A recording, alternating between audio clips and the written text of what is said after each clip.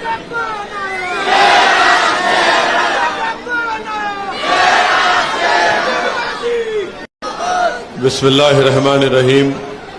अस्सलामु अलैकुम वरहमतुल्लाहि वबरकातुहू। मोहतरम जनाब हसन साहब और कुंदरकी के चेयरमैन के उम्मीदवार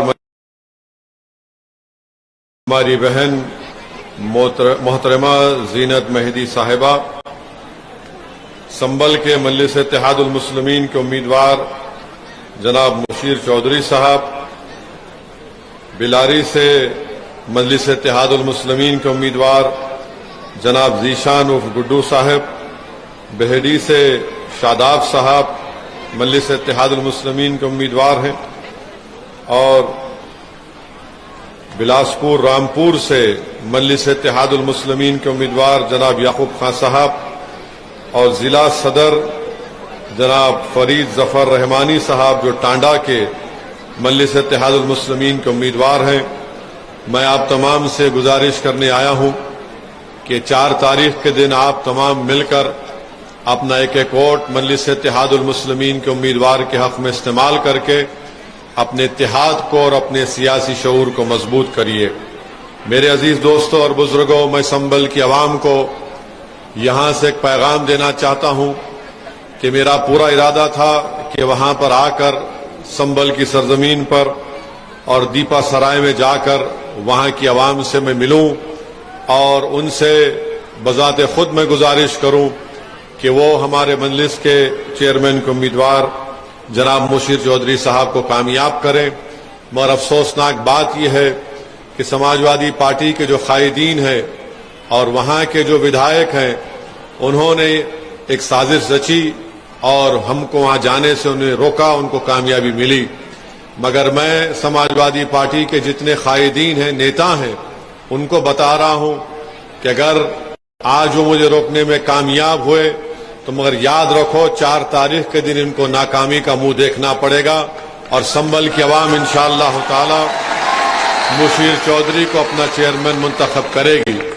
और जो संबल के विधायक हैं वो कहते हैं कि हैदराबाद को जाकर तुम अपना काम कराओगे, तो नवाब साहब वो जमाना चला गया। दीपा सराय में भी मेरा एक घर है, उस वहां के रहने वालों के दिलों में हमारी एक मोहब्बत और जगह अल्लाह ने पैदा की है, और मुझे यकीन है कि इंशाअल्लाह ताला संबल की आवाम एक अच्छा फैसला लेते हुए मुशीर चौधरी को कामयाब करेगी। वहीं पर बिलारी में जीशान साहब मेहनत कर रहे हैं, जुस्तजू कर रहे हैं। मैं वहां की आवाम से अपील करता हूं कि उनको कामयाब करें। बेहडी से शादाब साहब एक तालीम याफ्ता उम्मीदवार हैं, उनको कामयाब और कामरान करें। हमारे जिला सदर संबल के अब्दुल्ला खान साहब का भी शुक्रिया अदा करता हूं कि वो उनकी हमारी पूरी टीम काम कर रही है। मुझे ये बताते हुए बड़ी खुशी होती है कि कुंदरकी में अभी हमारे भाई जनाब मेहदी हसन साहब ने बताया कि गरीबों के लिए एक मैरिज हॉल शादीगर बनाया गया, नगर में ईदगाह की खूबसूरती के लिए फर्श और गेट लगवाए गए, और साथ ही साथ यहां पर बिला लिहाज मज़हब मिल्लत काम करवाए गए। शमशान घाट का भी काम करवाया गया, और यहां पर एक बेहतरीन खूबसूरत जिम बनवाया गया। नगर के कूड़ा कचरा डालने के लिए जमीन खरीदकर इसमें MRF सेंटर और सड़कें बनवाई गई हैं। छोटे बड़े रोडों नालों का इंतजाम किया गया है, और अल्हम्दुलिल्लाह अब तक हमारे भाई मेहदी हसन की कोशिश और काविशों का नतीजा रहा कि 1529 प्रधानमंत्री योजना के तहत गरीबों के लिए मकान बनवाए गए, और खबरस्तान की बाउंड्री, शमशान घाट का काम करवाया गया, और बेहतरीन पार्क का यहां पर उन्होंने काम करवाया। मैं मुबारकबाद देता हूं मेरे भाई मेहदी हसन साहब को, और मुझे उम्मीद है कि आप तमाम लोग उनको और मजबूत करेंगे, उनका साथ देंगे, ताकि जो विकास का तरक्याती काम अभी होना बाकी है वो उसको लेकर चलेंगे। मैं आपसे ये भी अपील करने आया हूं कि आप यहां से जमीनी सतह से अपनी एक लीडरशिप को बनाइए। मैं बार बार आपसे पुकार कर कहता आया हूं कि जब तक आप अपनी लीडरशिप को नहीं बनाएंगे, आप अपने मसाइल को हल नहीं करवा सकेंगे। आप जुल्म को नहीं रोक पाएंगे, आप अपनी हिफाजत नहीं कर पाएंगे। तो यहां से एक पैगाम जाना चाहिए कि पहले से ज्यादा तादाद में आप हमारी बहन मोहतरमा जीनत मेहदी हसन साहिबा को एक बड़ी मेजॉरिटी से कामयाब करें।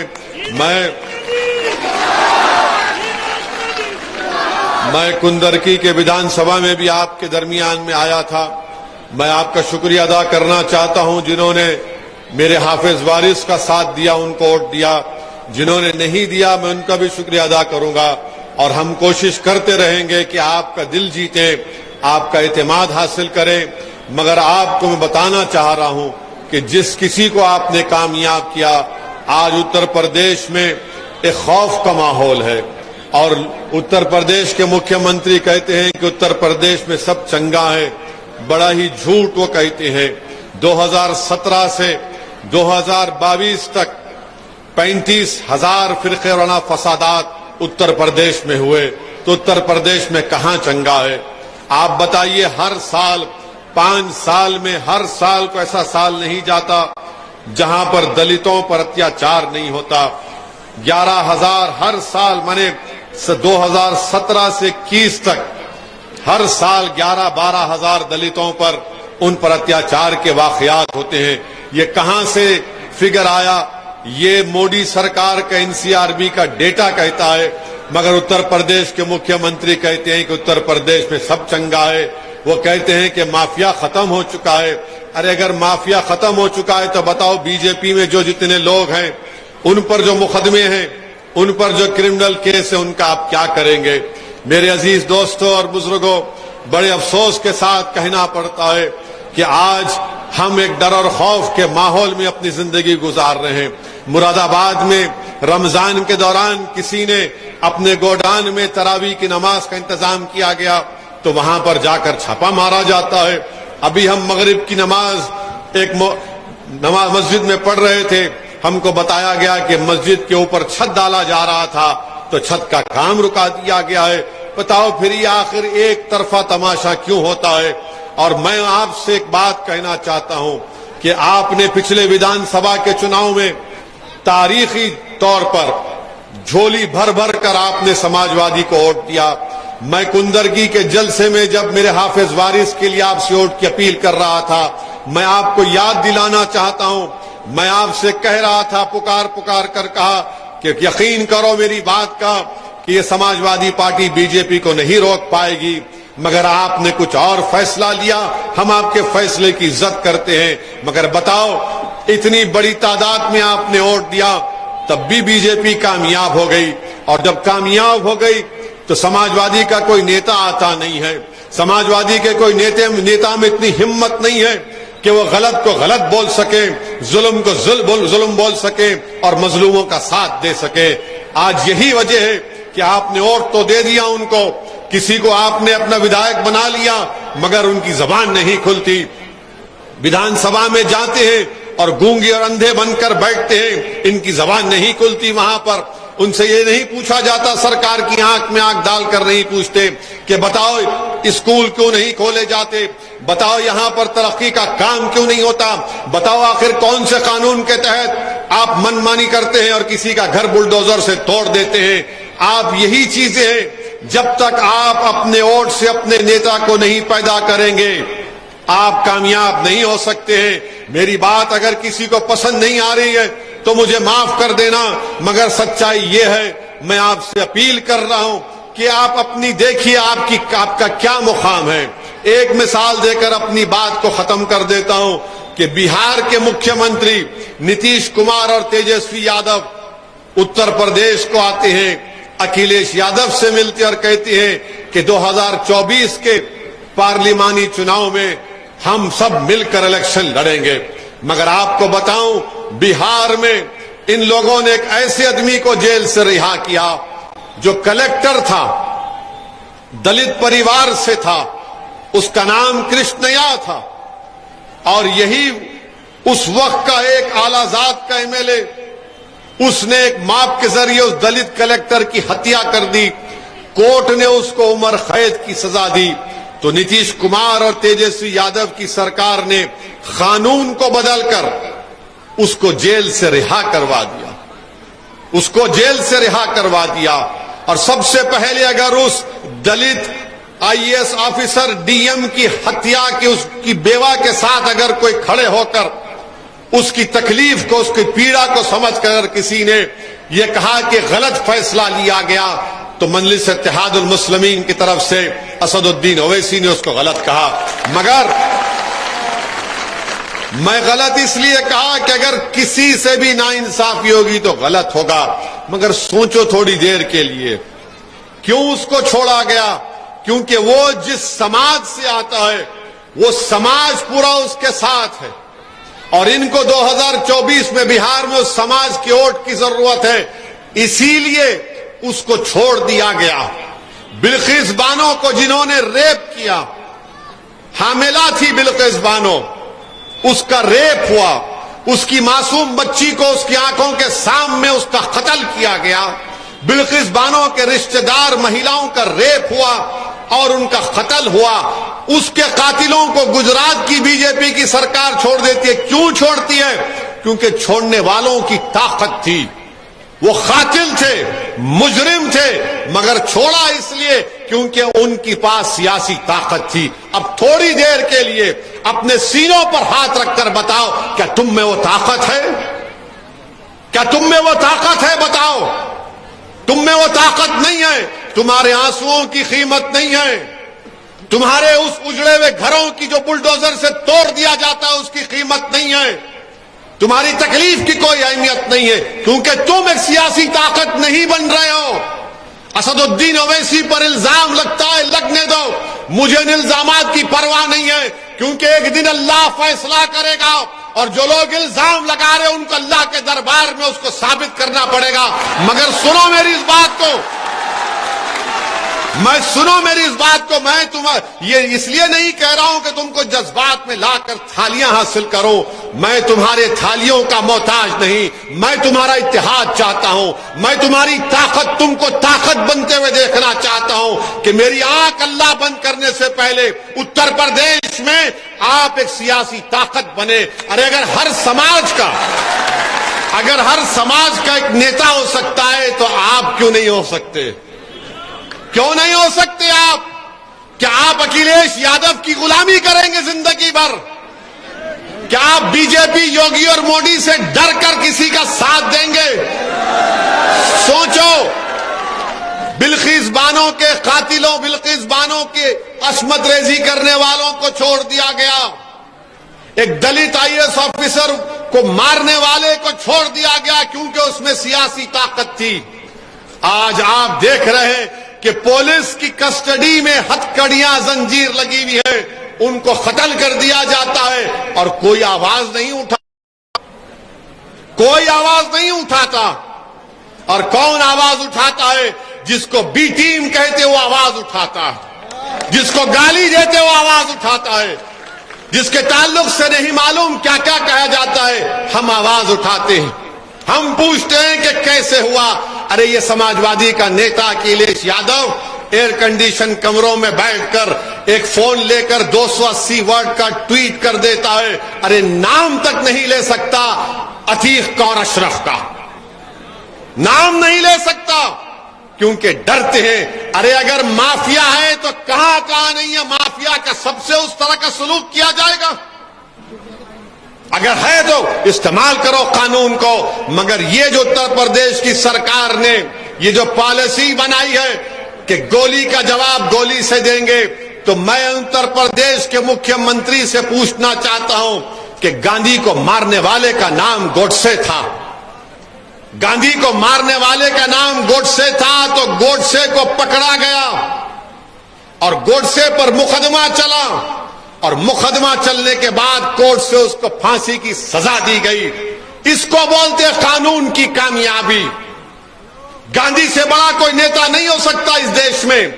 गांधी से बड़ा बाबा साहब अंबेडकर थे, मगर गांधी को मारने वाले को हमने कोर्ट में केस चलाया।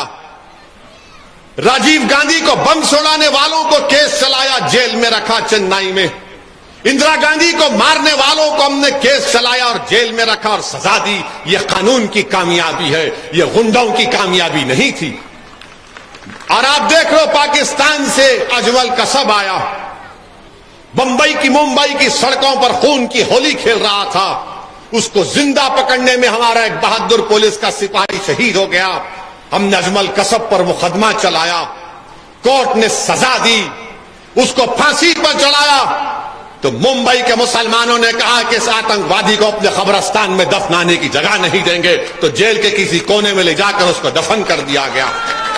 यह कानून की कामयाबी है। हम क्या कह रहे हैं कि कानून की कामयाबी हो, गोली की कामयाबी ना हो। देश चलेगा तो संविधान से चलेगा, देश चलेगा तो कानून के मुताबिक चलेगा। सजा देगी तो गोली नहीं, कोर्ट सजा देगी। अगर गोली से सजा दी जाएगी तो फिर बताओ इस देश में संविधान का क्या होगा। अगर गोली से खत्म करना है तो कोर्ट को ताले डाल दो, अगर गोली से खत्म करना है तो संविधान को फेंक दो उठाकर, इसकी जरूरत ही नहीं है। मेरे अजीज दोस्तों और बुजुर्गों, अगर मरने वाले का नाम अतीक और अशरफ नहीं होता, हमारा किसी का नाम राजू और राम भी होता, तो असदुद्दीन ओवैसी इसी तरह से मुखालिफत करता। क्योंकि मेरा मानना यह है कि भारत के लोकतंत्र में कामयाबी उस वक्त होगी जब संविधान कामयाब होगा, जब कोर्ट से सजा दी जाएगी, जब कानून के मुताबिक किसी का घर तोड़ा जाएगा। मनमानी नहीं होनी चाहिए। अब आप बताइए, एक मुख्यमंत्री हैं, धर्मगुरु भी हैं, और वो विधानसभा में खड़े होकर गुस्से में लाल पीले हो जाते हैं, मिट्टी में मिला देंगे, मिट्टी में मिला देंगे। क्या ये जेब देता है एक मुख्यमंत्री को, एक धर्मगुरु को, कि बोले कि हम मिट्टी में मिला देंगे? अरे हम तो मिट्टी से, हमारे रब ने हमको बनाया, हमारे रब ने हमको मिट्टी से बनाया। तो शैतान ने कहा कि मैं सजदा नहीं करूंगा क्योंकि तूने मुझे आग से बनाया। तो अल्लाह ने कहा निकाल, हम मिट्टी से बनाए गए मिट्टी में ही जाएंगे। मुख्यमंत्री जी, हम इस मिट्टी में पैदा हुए, हमारी मां ने हमको 9 महीने अपने कोख में रखा, इसी मिट्टी में पैदा किया। जब अल्लाह की तरफ से बुलावा आएगा, इसी मिट्टी में जाएंगे और इसी मिट्टी से उठाए जाएंगे कब्रें जब खुलेंगी। मेरे अजीज दोस्तों और बुजुर्गों, अफसोस होता है कि भारत के इतने बड़े प्रदेश के मुख्यमंत्री हैं, दूसरी मर्तबा मुख्यमंत्री बने हैं, और उनके अतराफ में लोग कहते हैं कि वो भारत के कभी प्रधानमंत्री बनना भी चाहते हैं। नहीं, ठीक है, ख्वाब देखना कोई बुरी बात नहीं है, ख्वाब देखिए, ख्वाब देखिए, मगर गोली से देश नहीं चलता। मुख्यमंत्री संविधान से चलता है जो बाबा साहेब अंबेडकर का बनाया हुआ है। अब आप बताइए कि जिसको पुलिस की जंजीरों में, पुलिस की कस्टडी में है, अतीक और अशरफ पर कोर्ट ने सजा भी दी, वो प्रिजनर भी है, कैदी भी है, उनको लाया जा रहा है और कोई आकर गोलियां चला देता है। मुख्यमंत्री, हम पूछना चाहते हैं कि गोली का जवाब अगर गोली है तो फिर उस वक्त पुलिस खामोश तमाशाई बनकर क्यों बैठी थी? क्यों खामोश तमाशाई बनकर बैठी थी?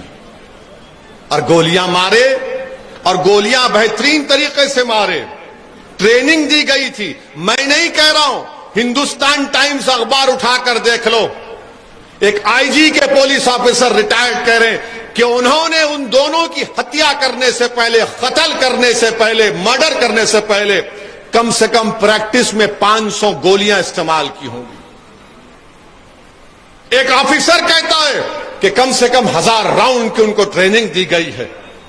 और वो आकर, अच्छा ये बताइए, हैरत की बात यह है कि एक का घर, उसके घर पे छत नहीं है, झोपड़ी है, और उसके पास 8 लाख का हथियार, 2 हथियार 8-8 लाख के 16 लाख। ये इन हरामियों के पास दौलत कहां से आई थी?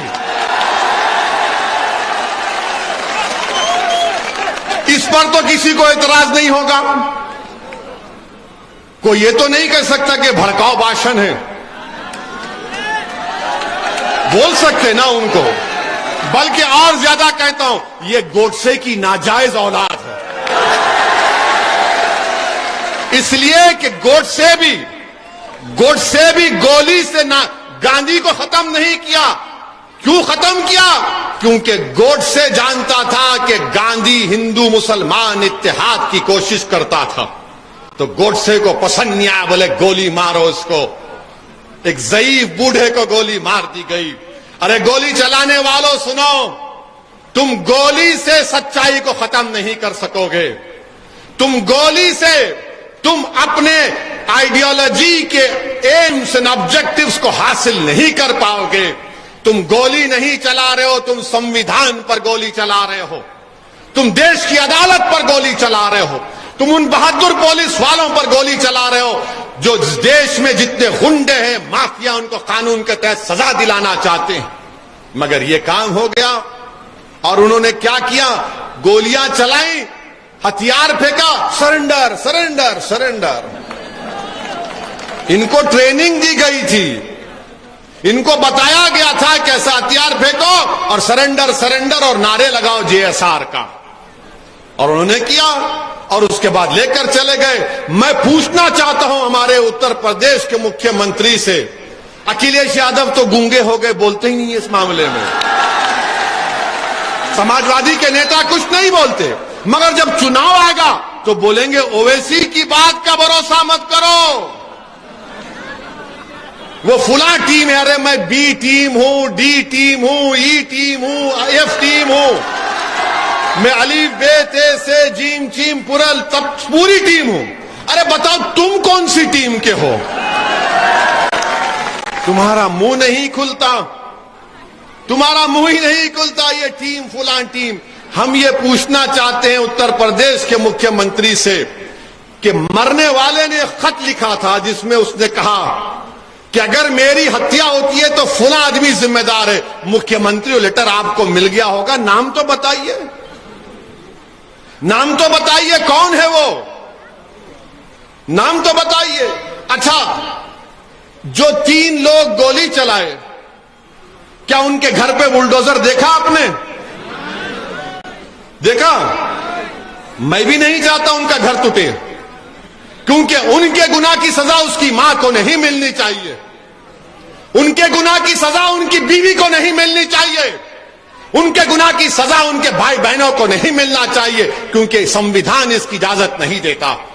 मीडिया के लोगों ने पूछा ओवैसी, क्या तुम चाहते हो कि उन तीनों का इनकाउंटर हो जाए? मैंने कहा हरगिज नहीं। मैं चाहता हूं उनको कोर्ट सजा दे, लंबी सजा उनको कोर्ट दे। अरे हम इंसाफ चाहते हैं, बदला नहीं चाहते। ये बदले से देश नहीं चलता, इंसाफ से चलता है, और इंसाफ संविधान में लिखा है। मगर हर कोई कहेगा कि गोली मारेंगे, गोली मारेंगे, तो फिर संविधान कहां जाएगा? संविधान कहां जाएगा बताओ? इसीलिए अजीज दोस्तों और बुजुर्गों, माफिया जहां कहीं भी है, भाई बीजेपी में भी उनके कई नेता हैं जिनके खिलाफ बहुत से मुकदमे हैं, मगर उन पर क्या हो रहा है? समाजवादी में भी है, उन पर क्या हो रहा है? अब तो हद ये हो गई कि मीडिया में दिखाया जा रहा है कि खवातीन डॉन है, खवातीन डॉन है, ये लेडी डॉन, वो लेडी डॉन। अब वो दिन दूर नहीं है जब एक 6 साल के बच्चे को दिखाकर कहेंगे ये बच्चा डॉन, ये बच्चा डॉन। बताओ कितनी नफरत आप करेंगे। अरे नफरत तो इतनी बढ़ गई कि मेरे क्षेत्र में हैदराबाद के पार्लियामेंट की इंतखाबी हल्के में एक कब्रिस्तान है बहुत पुराना, तो वहां पर किसी एक मोहतरमा का इंतकाल हो गया, महिला का, तो उनके परिवार के लोगों ने उनकी तदफीन की, क्योंकि उस कब्रिस्तान में जब खबर पुरानी होती तो लोग उसको खोद कर नया जनाजा उसमें तदफीन कर देते। तो उन्होंने, रास्ता भी था, तो उन्होंने क्या किया, दफनाया, उस पर एक जाली लगा दी, जाली लगा दी ताकि वो रास्ता भी खराब ना हो और कोई लोग उनकी खबर को ना खोद के दूसरे जनाजे को तदफीन करें।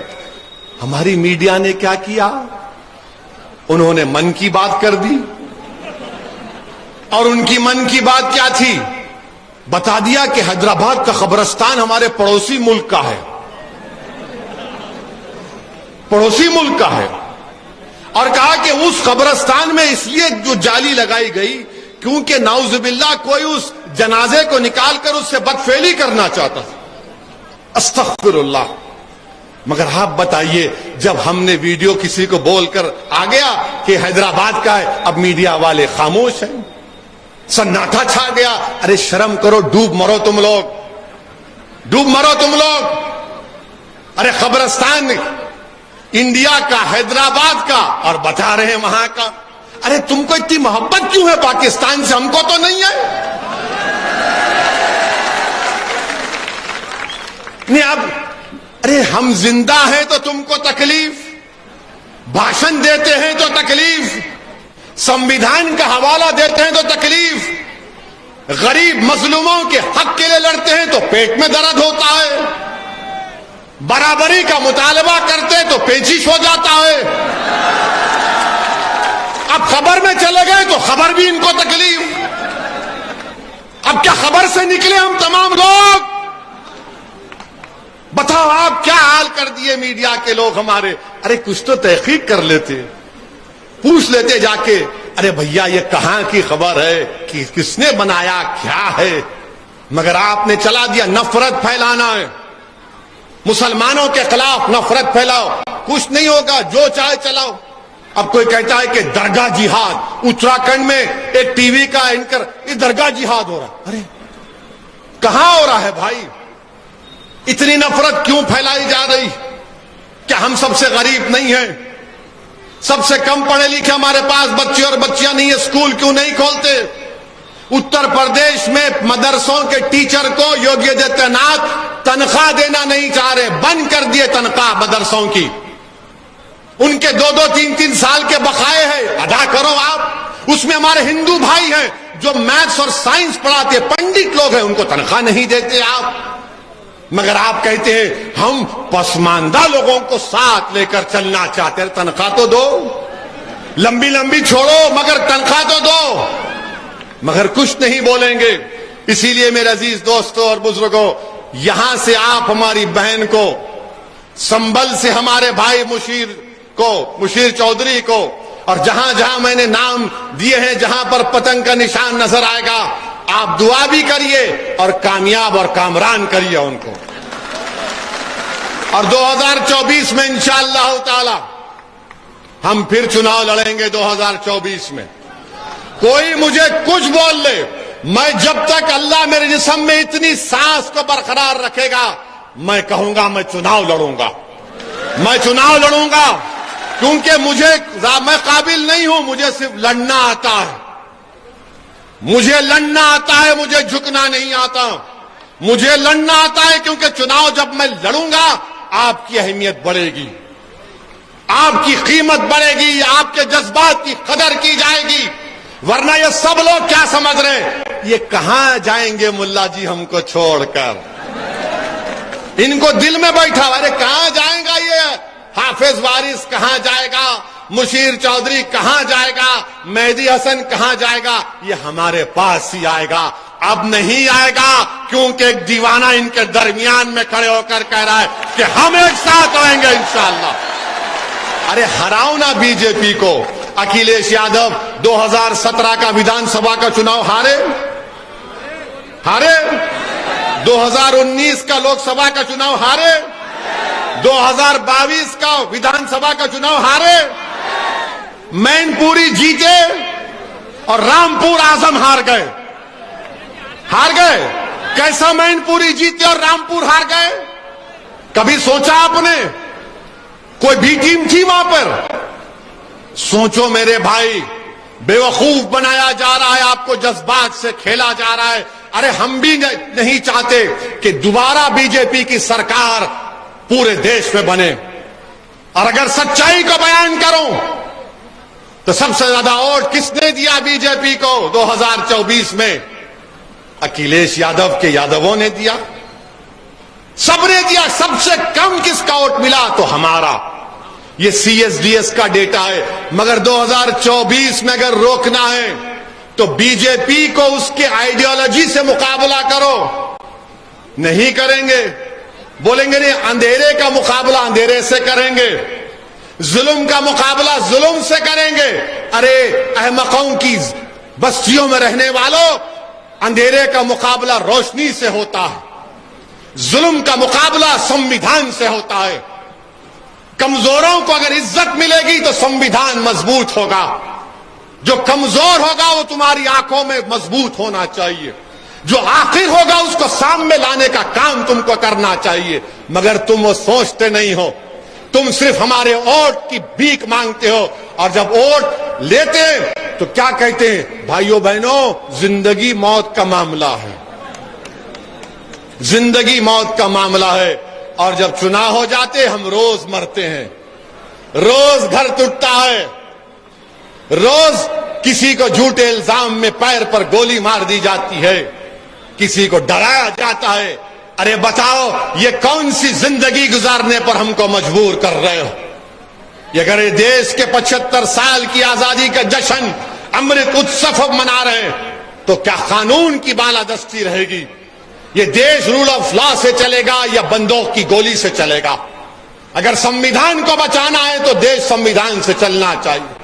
तो मेरे अजीज दोस्तों और बुजुर्गों, मेरी आपसे गुजारिश है कि आप 4 मई के दिन सुबह के अवलीन सातों में अपने घर से निकलकर अपना एक एक वोट मंजिल